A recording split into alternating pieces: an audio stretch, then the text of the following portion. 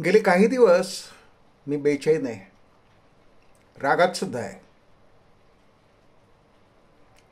आजकाल bank account hack करून hackers ते रिकामं करत असल्याच्या बऱ्याच घटनांच्या चर्चा ऐकू येतात. बरोबर ना? पण मला एक सांगा, एखाद्याचं अकाउंट जेव्हा रिकामं होतं तेव्हा ते पैसे कुठल्या ना कुठल्या अकाउंटलाच जमा होत असतील ना. मग त्या हॅकर्सचा शोध का नाही लागत? त्यांच्या अकाउंटमधून ते पैसे जातात तरी कुठे आणि कसे?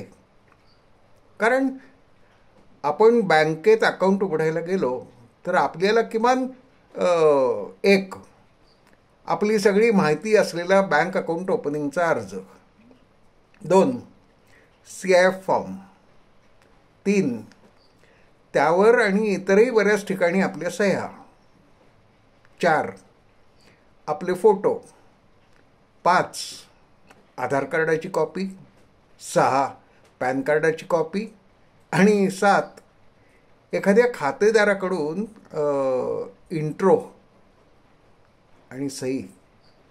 एवढ्या गोष्टी घेतल्याशिवाय बँकेचं पानच हलत नाही आणि आपलं अकाउंट उघडलंही जात नाही. त्याशिवाय आपण त्या बँकेकडून जर कर्ज घेतलं आणि बँकेचे 2-3 EMI जरी थकले तरी बँक बरोबर आपल्याला शोधून काढून वसुलीच्या मागे लागते ना. आणि मग हॅकर्सकडून काय कोणतीही कागदपत्र, सह्या, फोटो वगैरे काहीही न घेताच त्यांची बँक अकाउंट्स उघडली जातात. म्हणून त्या हॅकर्सचा माग लागत नाही. दया, कुछ तो गड़बड़ है, जरूर है. आज ही करो ये वायरल.